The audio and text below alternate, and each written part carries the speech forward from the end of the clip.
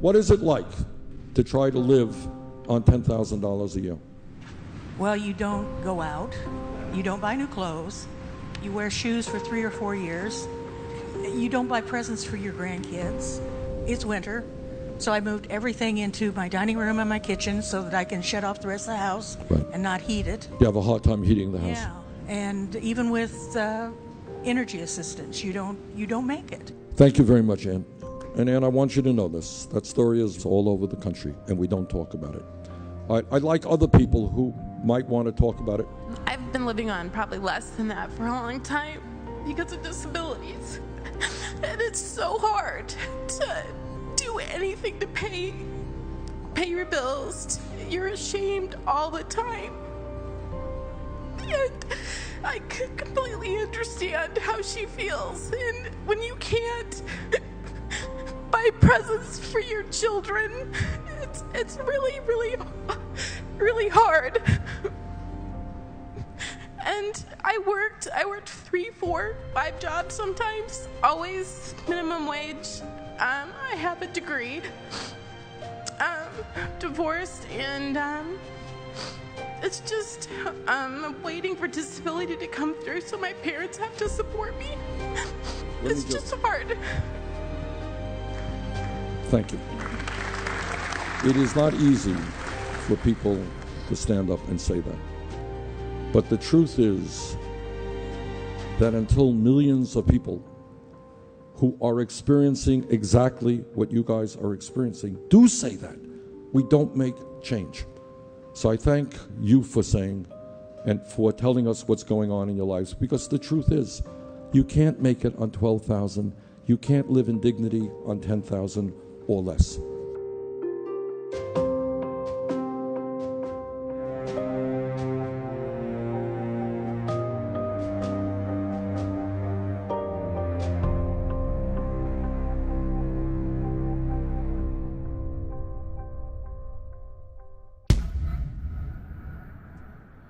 What's going on Facebook? It's B. Tatum. I'm making this video to give you guys some insight on my experience at a Donald Trump rally.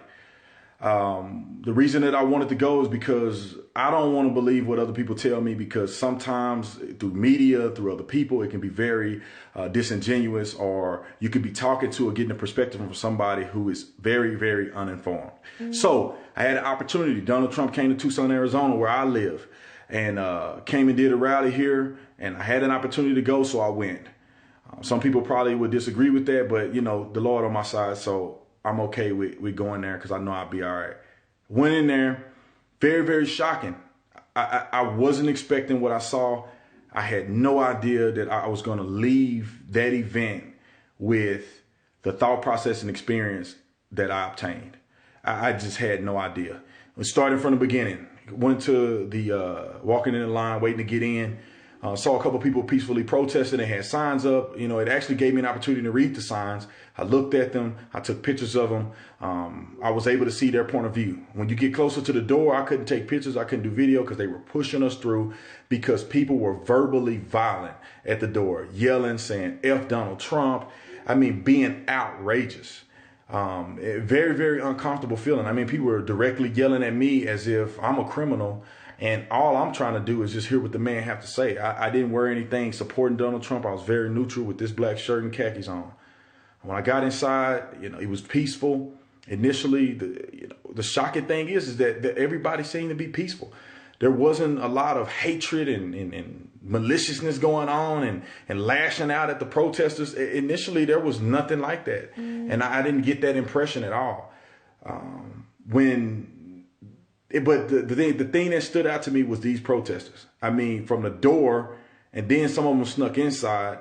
And a funny thing that I don't know, the media don't cover this, but Donald Trump actually paid to rent that facility to make it a private event. Therefore, by law, he reserved the right to keep people out at his discretion. So he's not violating constitutional rights when he was kicking people out. And I could say this point blank, that he didn't randomly kick people out. A lot of times it wasn't really him that was even addressing these people. Before he ever came out, they made an announcement and said, you are not to harm protesters. You are not to get in a physical altercation with them, that the security staff will escort them out. And that was another thing that I don't see portrayed in the media, is that they gave a disclaimer and said, don't hurt these people. You don't need to do this. So moving forward, during the event, I mean, these people were acting a fool. I'm talking about cussing and screaming. You guys seen some pictures. There was somebody wearing a Ku Klux Klan hat saying F Donald Trump, flipping people off. The group that I posted were yelling F Donald Trump in front of these kids. You had families down there. I seen this one lady covering her daughter's ears because these people are just outlandish and out of control. And I'm a police officer, and I have been through a lot of dramatic situations. And I have to be honest, I felt very uncomfortable there. I mean, there was a lot of police officers there or whatever, but I personally felt uncomfortable. I felt like at any moment with the climate of these protesters, this wasn't the people that was involved in Trump's rally. It was these protesters that at any moment I could get sucker punched by somebody, because they're just outrageously screaming and yelling and not really saying anything but hateful slurs, calling them a racist, calling people that were involved racists and haters. And the funny thing is, these people are the most hateful, evil people that I've ever seen. I could not believe what I saw. Moving forward, Donald Trump got up and, you know, he gained my respect. He didn't say anything hateful against anybody. He didn't say anything prejudiced. You know, I didn't hear any of that. I didn't hear any tones of that. I didn't get that perception from the people who were following him. Everybody was just excited for what he had to say. And I think he said a lot of positive things. And I think his character is a lot different than what you would perceive it to be in the media. You know, he spoke about immigration very, very vividly. And he talked about he don't have problems with immigration, and that he just have a problem with illegal immigration. He talked about building that wall that he so famously talks about.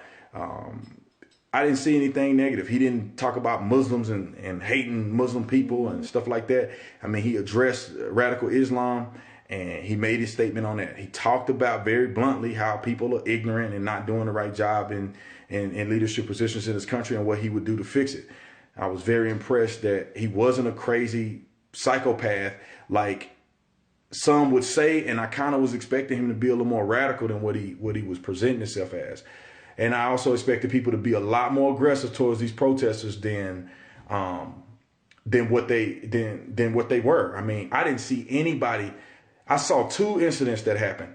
One, a protester was acting a plumb fool. He goes up the walkway while they're escorting him out, and I don't know if he spit on this guy or hit him, but he got his tail kicked and stomped. I saw it. So he was asking for that one. He assaulted somebody and he lost the battle. That's what happens. So I don't count that against a Trump follower. And who knows, that guy may not even been a Trump follower. He may have just been there like me, trying to get more information. And the other thing that I saw was it was an older guy, and his kid was holding a racist flag saying that Trump was a racist, had all these slurs on it. And the guy took his flag, balled it up, and it wasn't an American flag. It was like a white makeshift flag he got. Balled it up and threw it over the balcony part. It was the only thing that I saw that I was like, okay, that guy kind of acted out of control. But you know what's funny is the media will take a picture of that and hang on to that, when it was 1,000 other people that should have been kicking these people's tails because they were all in people's faces and everything. It was crazy. But they were restrained, and it wasn't violence. The violence was coming from these protesters that they eventually kicked out. Some they couldn't even kick out. They were locking arms, and they were yelling probably 60% of Trump's, of his speech. I mean, he ignored them, and he turned around and addressed them a couple times, but he, for the most part, ignored them, which is not really portrayed in the media. So that was my perception, man. I was very, very shocked that in the disingenuous perception of Donald Trump and these followers being these hateful people. My name is Brian Sanders. I'm an independent. I'm not a Republican. I'm not a Democrat. I was protesting Trump's fascism, his racism, his lies, and his women hating. I had a sign that said, "Trump is bad for America." The guy grabbed the sign out of my hand as I was being escorted out of the building and sucker punched me. I was also here at the Bernie Sanders rally last night. Nobody got punched, nobody got thrown out, there were no protests. And the reason is that there's two different things going on here. You got this, which is fascism and an angry mob, and then you got what happened last night with Bernie, and that's democracy, right there.